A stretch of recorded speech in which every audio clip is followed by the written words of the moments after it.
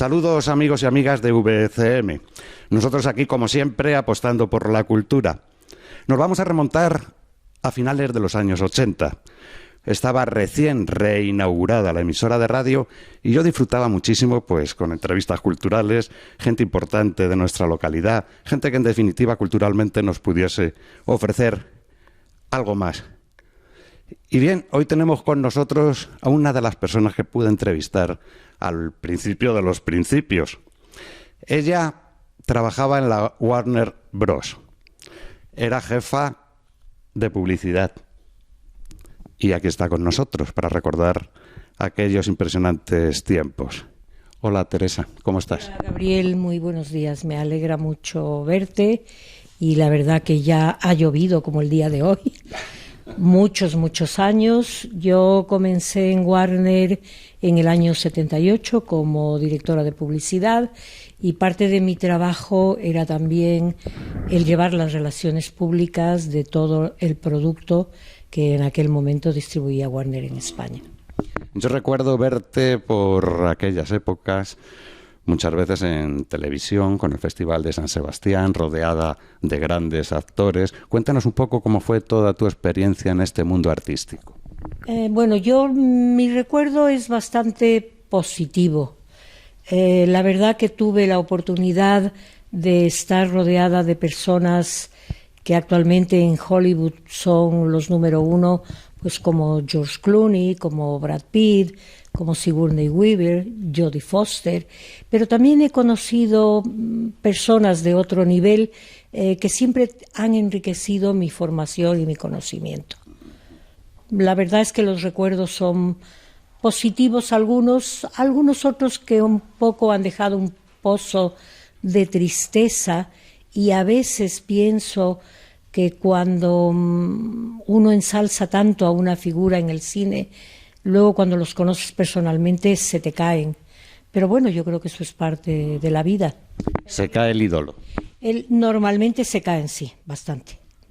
Pero bien. Bueno, tenemos que pensar que al fin y al cabo son personas como nosotros. Somos seres humanos y entonces no hay que darle más vueltas.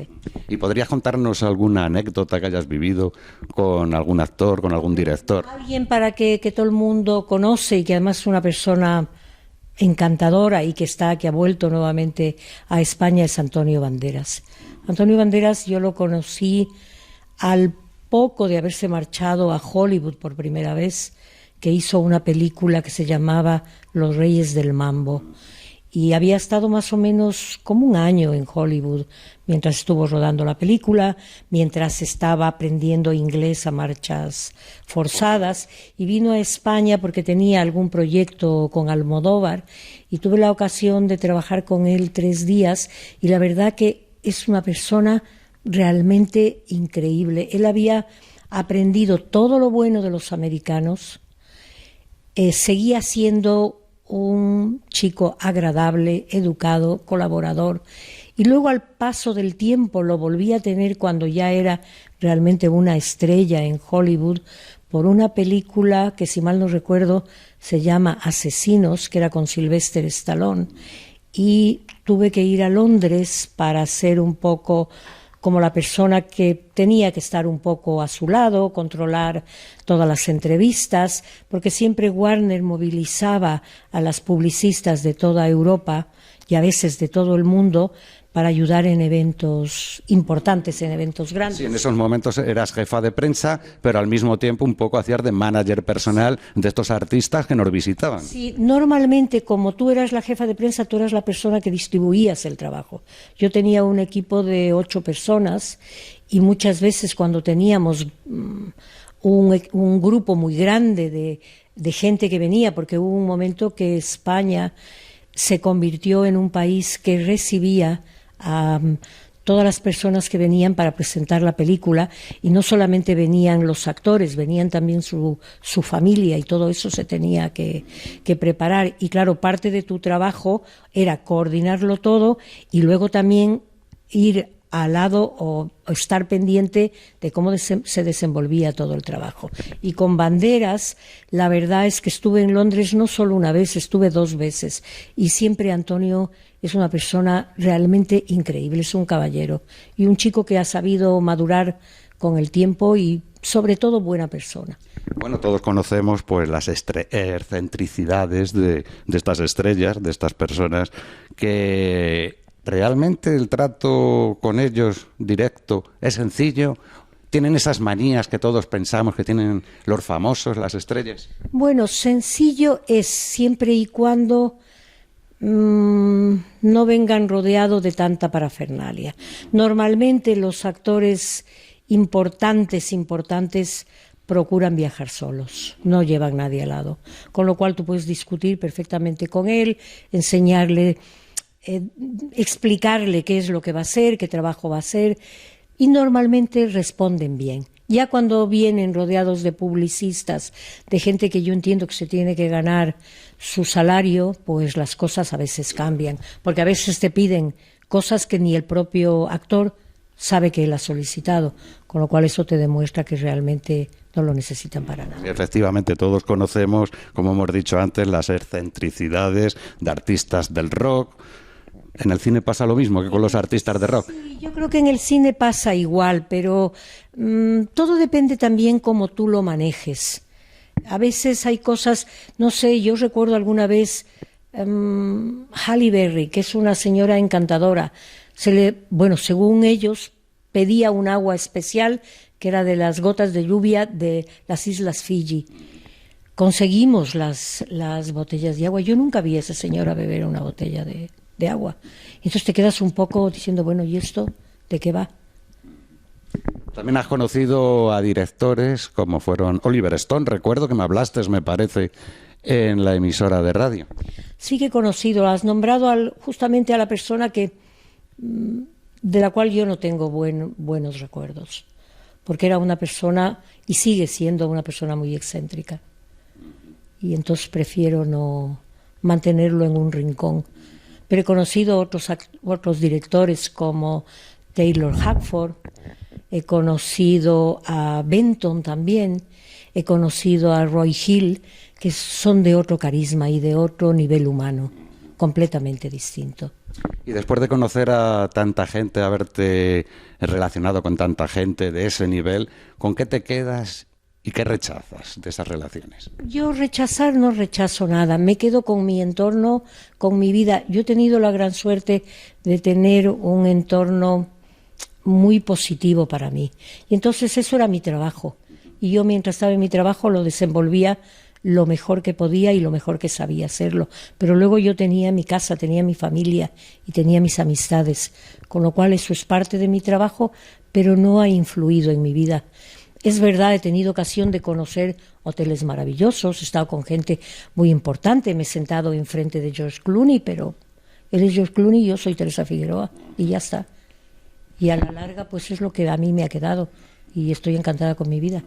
También tengo que recordar que años después de la puesta en marcha de nuevo de la emisora de radio, fundamos la televisión local, y también nos ayudó mucho Teresa en la televisión local, porque nosotros hacíamos tráilers. Entonces se emitían películas en el cine de Sergio todas las semanas, y Teresa pues fue tan amable que cada vez que emitíamos una película de la Warner, pues nos mandaba un tráiler ya construido que hasta entonces teníamos que ir nosotros con Eloy, el ratón, para que todos ustedes lo conozcan.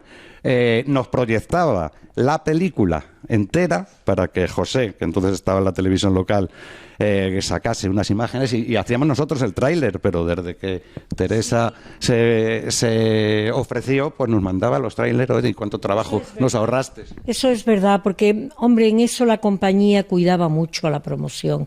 Entonces no era muy sencillo y daba igual. Yo además lo hacía con todo el cariño del mundo y encantada de poder ayudar a quien lo necesitase. Bueno, y ya hablando de cine, como estamos haciendo, ¿cómo ves la perspectiva del cine actual? ¿Qué te parece? Te tengo que ser honesta. Yo actualmente estoy un poco apartada del cine. Bueno, ver cine, vemos mucho cine, pero durante estos 2 últimos años la verdad es que estoy un poco perdida. Sigo a gente del cine, me gusta leer las críticas, pero no estoy como estaba antes. Y el cine español, pues sí, hay cosas que me gustan, hay otras historias que no me interesan para nada. Me gusta mucho el cine europeo, porque sí, porque el cine europeo tiene cosas que merecen la pena. Y ya la última etapa esta de cine Marvel y todo eso, yo de eso ya estoy completamente fuera de onda. No me entero absolutamente de nada. Me he perdido ya. Bueno, pues Teresa nos habla desde su jubilación, que hace ya unos años. Que me he jubilado, hace 15 años que llevo fuera del cine. Pero que estás teniendo una jubilación extraordinaria, viajando. La verdad es que no me puedo quejar. Lo primero, hemos estado viajando mucho tiempo hasta la pandemia. Ahora con la pandemia pues se nos ha terminado nuestros viajes. El último viaje que hemos hecho fue a la India y hemos estado en Sudáfrica también. La verdad es que hemos tenido unos años estupendos y fructíferos. Esperemos volverlos a retomar si todavía podemos seguir adelante. Y tanto tú como Gabriel compartís la vida entre Monterrubio y Madrid, ¿no? Sí, nosotros actualmente compartimos la vida, sí, porque tenemos mucho tiempo y ahora desde la pandemia, estamos más tiempo en Monterrubio que en Madrid. Bueno, pues estamos en Los Baños, en la casa de Teresa y de Gabriel. Nos hubiera gustado hacer la entrevista en exteriores, pero es que hoy hace un día, como ha dicho... Hoy hace un día de perros, entonces no. Pero la verdad que podéis venir cualquier otro día y... Sí, porque este sitio es un sitio muy especial. Otra cosa que quería comentar contigo, hace poco habéis hecho parte del Camino de Santiago.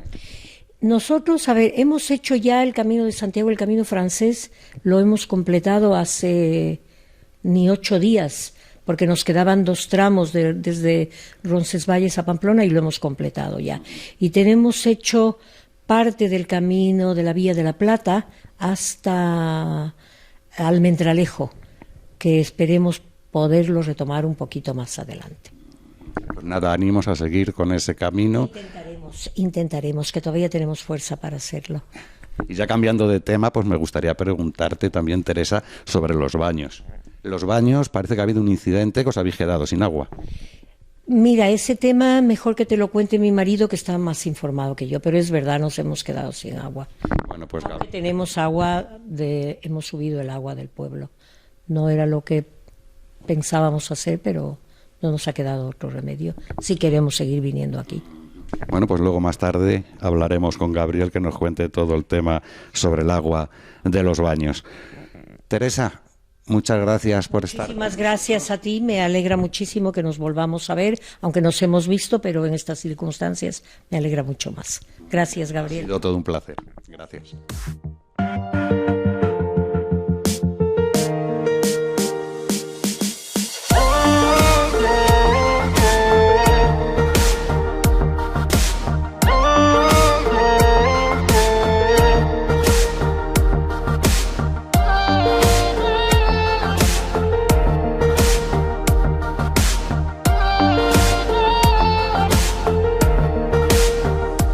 Y bien, amigas y amigos de VCM, seguimos con esta serie de protagonistas VCM. Hoy tenemos también la suerte de tener con nosotros pues a Gabriel Partido. Gabriel Partido, que se licenció en Madrid en Bellas Artes, ha pasado su docencia prácticamente en su totalidad en Madrid, sí. En Alcorcón, exactamente, Gabriel. Terminé 20 años en Alcorcón. Antes había estado en Leganés y había estado también en Tarancón, en Cuenca. Y ahí he trabajado, pues eso, los 30 y tantos años hasta que me he jubilado. Muy buenos días, Gabriel, que no te he dicho buenos días. Pues buenos días a todos, a ti y a todos los que estén mirando, a todos los espectadores. Gracias. Bueno, pues puedes recapitularnos un poco cómo fue tu vida dentro de la docencia, cuándo te licenciaste, cómo empezaste a trabajar. Háblanos un poquito de cómo fueron tus inicios en todo esto. Me voy a la infancia. La primera vez que yo pinté, que era un niño a lo mejor de 3 años, yo oía que en un cortijo habían pintado en una pared y le había quedado muy bonito. Entonces yo cogí tierra de esta nuestra colorada en un bote y con una pluma o un instrumento que pinté en la pared un mural fantástico. Naturalmente me llevé una paliza. Así fueron mis primeros años y mis primeros tanteos en pintura. Luego seguí pintando mucho más tiempo. Luego que nos carmentaste después de aquello. Yo creo que soy un poco más soca. Y luego ya hice el ingreso en Bellas Artes, terminé Bellas Artes, hicimos un grupo para exponer, y luego ya cada uno se marchó por distintos lados, luego hemos hecho otro grupo. Yo he hecho como unas 15 exposiciones y bueno, ahora últimamente no, con la pandemia y con la crisis anterior la cosa se complicó. La última exposición creo que la hice en el... Pude ver una exposición tuya en el Museo del Aceite hace unos años. Sí, sí, sí. Aquí hice una exposición, quizás fuese la penúltima exposición que he hecho, porque la última no recuerdo ahora dónde ha sido, pero bueno, ya te estaba contando que la sala que hacíamos exposiciones tuvo que cerrar por la crisis y luego después actualmente las salas de exposiciones están casi todas cerradas o ahora se empiezan a reabrir y de momento tengo 2 exposiciones montadas, 2 para hacer y no he podido montar ninguna al final. Bien, me imagino que Antonio durante esta entrevista pues pondrá imágenes de cuadros de Gabriel, esa explosión impresionante de creatividad, como podemos ver. ¿En qué te basas? ¿Cuál es tu fuente de inspiración a la hora de crear? Bueno, los pintores tenemos muchos artificios para que las musas las pillemos en un descuido. Entonces, a veces son citas literarias, a veces son paradojas. Por ejemplo, la penúltima exposición que estáis viendo, unos cuadros aquí, los que están detrás de mí, que se llamaba Orden y Caos, esa paradoja, esa contradicción. Y luego la última que estoy haciendo, y que ya realmente la tengo terminada, es sobre el vacío y el lleno, ese concepto zen de lo que lo útil de las cosas es el vacío de un cántaro. Lo importante no es la superficie, digamos, de barro, sino el vacío interior, que es el que nos presta uso para nosotros, el que podemos llenar de agua. Ese concepto zen fue el que me interesó en la última exposición que tengo medio preparada. Muy interesante. Además, eso implica un poco un despertar cósmico, ¿no? Hombre, tanto como cósmico yo no me atrevo a decir, pero son conceptos con los que juego. El anterior te decía que era el orden y el desorden, y este es el vacío y el lleno, esos conceptos, ¿no?, antagónicos y que son muy, muy sugerentes en su forma. Y luego a veces yo empiezo pintando, ¿qué te digo yo?, un retrato, y sale arte abstracto. A veces no hay, digamos, un componente primario, sino que simplemente tienes el lienzo vacío, que es lo extraordinario, y empiezas a dar brochazos sobre él, y ahí viene tu momento de inspiración. Ahí es cuando, digamos, empiezas a trabajar sobre elucubraciones. Primero hay un desorden de pincelada, un simplemente echar pintura, pero luego después viene una recapacitación. Te sientas, valoras lo que tienes delante y en vez de dar pinceladas, lo que haces es pensar en lo que tienes delante. Sería ordenar el desorden. Exactamente, ese es el concepto de la anterior exposición, justamente eso. Ese desorden que había lo reestructuras, lo mentalizas, pasas por la criba de la inteligencia y lo reordenas. Bueno, estamos viendo los cuadros de Gabriel, pero él, aparte de basar principalmente su creación en pintura, también estamos viendo aquí una escultura creada por él. ¿Dedicas mucho tiempo a la escultura, aparte de la pintura, Gabriel? La escultura es aquí en el pueblo, porque utilizo normalmente elementos de povera, elementos que tengo a mi alrededor. Esto que ves sigue en la tradición de lo que veíamos del orden, el caos o el vacío lleno, pero eso sobre todo lo hago aquí en el pueblo. Digamos que aquí no pinto. Aquí cojo estructuras y elementos que hay a mi alrededor e intento hacer con ellos cosas que saldrán esculturas o composiciones o lo que tú quieras, pero elaboraciones, obra distinta. Aparte de charlar con Gabriel en referencia a su creatividad, a su trabajo, principalmente también yo tenía interés en hablar de el Cristo, el amarrao. El amarrao, que ha sido pues reestructurado últimamente, que ha sido ¿Has sido tú el encargado de hacer esta restauración? Sí, vamos a ver. Yo estaba pendiente de esta restauración y la quería hacer antes de que ya fuese más mayor y fuese perdiendo ciertas habilidades. Entonces hablé con don Masi.